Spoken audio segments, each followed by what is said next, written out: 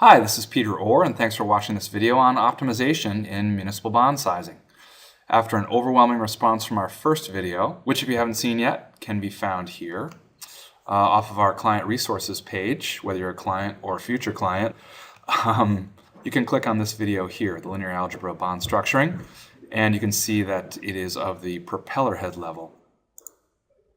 After overwhelming response on this one, we had hordes and crowds beating down our door for video number 2. This next video will look at actually implementing an optimization algorithm, a very simple one, but using the linear algebra that we established in that first video. So let's go ahead and get right to it. For takeaways, we have defining optimization. A lot of people throw optimization around as a term, but we think probably needs to be emphasized exactly what it means. We're going to create an objective function for municipal bond structuring, and that function will explicitly be built in MATLAB. We're going to use MATLAB for this whole presentation. There will be no Excel. Sorry, you Excel jockeys. And next we're going to, based upon that objective function, actually solve for a target par amount using a simple search algorithm. It's definitely more industrial strength than your goal seek that you'll find in Excel, but fundamentally works exactly the same way, and actually identical to the way that we've shown in Excel how to use goal seek to hit a target par amount. If you look at either our level debt service sizing video and accompanying spreadsheet, you can find that information there, or one of the other spreadsheets that we have on debt structuring on the website. And last, we will, once we've built up our simple optimization, we will do some bigger examples and see how that scales. Okay, let's get started. What is optimization? And we can refer right to our user's manual. Documentation with a lot of our software has this appendix in it, Appendix B, on optimization methods. It walks through what optimization is, and we're not going to go through this in detail, but the concept behind optimization is very simple. You have a certain function, which we have graphed here as g of x, and this g of x changes with some underlying variable, x itself. And you can see here that in this very simple illustration of a function, there is a minimum point. The minimum point at g prime of x. And that g prime of x minimum point is happening at x prime. The goal of optimization is really to identify where these minimum points are in g of x and tell you what the x prime is that ultimately gets you to that minimum value of the function. These can be linear functions, nonlinear functions. We won't go into that in detail. If you want more information on what a linear function is, the Khan Academy is great. We're a big fan. But this is really, at the end of the day, what optimization is about. So it's very important to understand what your objective function is, because that's ultimately in an optimization what you're trying to minimize. So in public finance, what are we trying to minimize? Let's look at an example in public finance right now. So here we have the MATLAB environment. And this is called an M file editor. M is in MATLAB. And it's really just a text file. You could edit this in any text file editor, Notepad, or anything else. But what we have here are a number of lines of code, which I will explain to you now. They're all pretty straightforward. But this will help us understand what our objective actually is, what we're trying to minimize, and how we're going to do it. So our A matrix is identical to the A matrix we used in the first video. It's just 3 bonds. And there's 1 bond for each column, and the cash flows for that bond per dollar are reflected in each column. We've got a 1-year bond that pays 3 cents at maturity, a 2-year bond that pays 4 cents in the first year, and then $1.04 obviously at maturity, and then the 3-year bond pays 5 cents, pays a nickel in each year, and then $1.05 at maturity. So that's all well and good. What's our target bond size? We've got a target par in this example we're going to walk through here today of $100 million. That's 1e to the 8th. And that $100 million, how are we going to get to $100 million? How are we going to get the principal amounts that solve to $100 million? Well, we need to find what our objective function is. What objective are we going to use? And we have made an objective called make rounding. Now, let's take a look at that now. It's a very complicated objective, all of 3 lines of code. So here is make rounding. What does make rounding do? It takes in our b, and remember, in ax equals b, A is that matrix we just walked through, the column-wise cash flows per bond. X is our principal amounts, that's a vector of principal amounts. And B is our vector of debt service amounts, which will be the same number. If there are 3 principal amounts, then there are going to be 3 annual debt service amounts given this construction as well. So this make rounding function takes B as our guess, our A matrix that we already set up, and our target, which was $100 million, and finds what the absolute value of the remainder is. How does it do that? Well, first it takes our B guess and makes it the right size. We use this ones length of A, comma 1 to make the right size vector. This is a column vector that will be the length of A.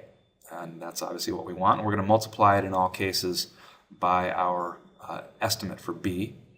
And once we have B, we, in the next line, solve for our principal amount. Just like we did in the first video, we're going to use x equals A slash B, which is functionally identical to, but faster, what we did use in the first video, which was x equals the inverse of A times B. And this is just going to perform better for us in this particular application. And then our remainder. What is the remainder? Well, the remainder sums our x vector, so it sums all the principal amounts, so it gives us the total principal minus our target, and then wraps that with an absolute value. So this is always going to be a positive number, and that sounds interesting. What is this thing going to look like? Well, let's graph it. If we go ahead and highlight this code and hit F9, we will get a plot of this function. And you can see that our B, which is our annual debt service, is graphed here on the bottom. This will be level debt service. All the amounts will be identical on the annual. And the absolute value of the remainder, you can see here, is in the vertical axis. And this does look like a good function to minimize. There is a pretty clear minimum point that looks to be somewhere between 35 and 40 million. Our range that we graphed was from 20 million up to 50 million. And that was just a guess given the fact that we've got 3, 4, and 5% coupons and we need to raise $100 million. How much per year, given we've got 3 years, do we think debt service would be? And so somewhere $30, $40 million sounds very reasonable. All right, so that's our function. That's all well and good. How are we going to actually find this minimum point? Well, we're going to do that by using an actual optimization algorithm. I mentioned it before. It's called fminsearch. It is very much like goal-seek, although a bit more robust and more powerful and allows you to set more parameters within it. We won't go into those today. But we are going to guess here that our B that's required to get the $100 million in principal is 40 million bucks. B0 is 4E7. And once we call this function fminsearch, this is going to minimize our make rounding function. Given our initial guess of 40 million bucks, and give us a B actual that actually achieves, well, it'll be darn near within machine precision, close to 0 for that remainder. And that's great. That's what we're looking for. So we ran that. Now back in MATLAB, let's see what this is. Well, how do we solve for principal? Principal is going to be A divided by our B actual, but remember B actual is just a scalar. We need to vectorize that. So B actual times 1's 3, 1. And this will give us our principal amounts. And now what is the sum of our principal amounts? Any guesses? It darn well better be 100 million, or we've done something terribly wrong. But we haven't. So this fminsearch gave us those principal amounts. We could plot them and they look pretty boring, but they look like the right animal. They're going in the right direction, slowly increasing principal as interest goes down. All right, well, that's all well and good, but not all that interesting with just 3 bonds there. Let's take that and go to a bigger example, which I think is a fair bit more fun. We've got code that's called Big Example. So let's walk through this. A lot of these commands are just basic MATLAB commands that clear things out. The CLC command clears the command window. Tick starts a time counter. We just want to see how fast the calculation happens as we change the number of years in the analysis. We want to close any lingering figures or plots that are up. Our target size is still going to be 100 million. We'll start with 10 years in this analysis. And now here's the section where we make our A matrix. And in this section, we decide that our R, our rates, we're going to create a single vector of rates, and this will be as large as the number of years. So in this case, we've got 10.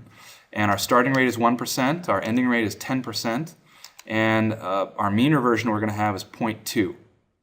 And our dt, our time increment, is 1 year. So we just made dt equal to 1, just for clarity's sake. And so now what we do is step through a for loop, which creates all of our rates. And this is really very simple. It's just the mean reverting component of an interest rate model. We go through it in detail in a number of videos and on spreadsheets. Again, on that client resources page, if you want to download them or look at some videos on this, you can find a number of them there. But it's really just a simple model that says that the change in rate is equal to that mean reversion speed, in this case 0.2, times the average rate, m is our average rate within the model, minus the rate in the prior period, all multiplied by delta t. And our delta t is just 1, so you could really ignore that for all intents and purposes. It's just 1. But if you use that formula, you will get some rates. And what do those rates look like? How about we calculate it and show what they look like? Looks just like that. We start at 1%. We grow towards 10%. We don't get there in the 10th year. We're still not even at 9% yet. But that's what a mean reversion speed of 0.2 does. We could increase the mean reversion speed to 0.3 or 0.4, and this would, in fact, get to 10% or very close to it. Would asymptote in that direction. But from there, now that we've got our rates, we've got 10 rates to work with, we want to create our A matrix. And so how do we do this? Well, what we do is take our R, the rates that we created, turn them sideways so that they are a row of rates. We started by creating a column of them, but we'll turn them sideways so that they're a row. We'll repeat them for the number of years in the analysis, 10 years.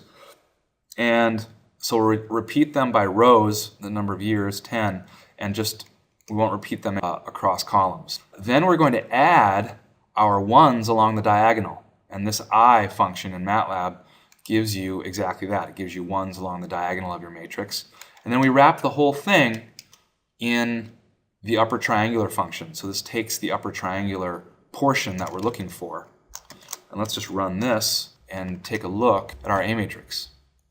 There we have A. You can see A is 10 by 10. And we've got our first year bond, which pays off $1.01 at the end of the first year, and then all the way out to our 10-year bond, which pays off $8.79 plus par, $1 at maturity.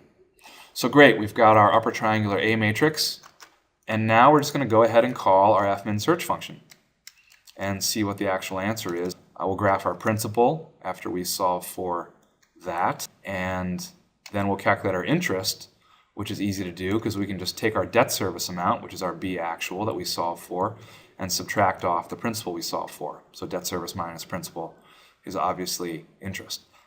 So let's run this whole thing, and we've got our display. Total principal is X, and we better find out what that X is. It better be $100 million or something's gone horribly wrong.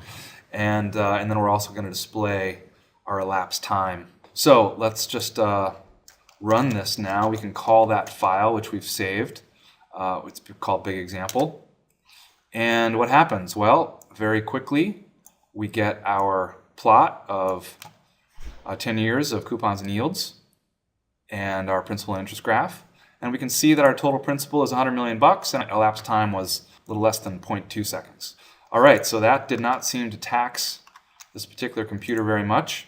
How about we change the number of years to 100-year deal. Now let's make our mean reversion a little lower. Let's cut it in half and see what this looks like. Let's run our big example. All right, that got us these rates. So we got to our 10%, but it took 50 or 60 years in our yield curve to get there. And then we hugged along our 10% for the remainder. And you can see what the amortization is. Not unexpectedly, it's a bit of a hockey stick. And what is our B actual? Just under 10 million bucks for a 100-year deal. A 100-year deal, you still need $10 million a year of debt service to get that $100 million. All right, now let's push the computer a little bit here. Let's make our mean reversion 0.01, and let's go to 1,000 years. See how long this takes. We'll rerun our big example. All right, that was still pretty darn fast. It took about, well, somewhere a little over 500 years to get to 10% with that 0.01 mean reversion for our yield scale. And you can see we've got principal paid off only at the end. Let's do the sum of principal. Sum of principal is still 100 million bucks. That's great. Let's, you know what? Let's push the envelope even a little bit more. Let's make a 3,000-year bond deal. And we'll keep our mean reversion at 0.01. And let's just see what this puppy can do and how long it takes. 4 seconds, not too bad. And we got to, well, our same rates. Got to 10%, you know, about 500 years. And you can just see a little bit of principal and amortization that happens way at the back end. Let's look at and see what our debt service is. That's just about right on 10 million. We need 10 million bucks of debt service over 3,000 years in order to generate that $100 million today. We actually asymptote to that as we increase the number of years. All right, so that concludes this video, the second in our Propeller Head series. We'd love to hear from you. If you've got questions or comments, shoot us an email at info@intuitive-analytics.com or give us a ring, 646-202-9446. Thanks again and have a great day.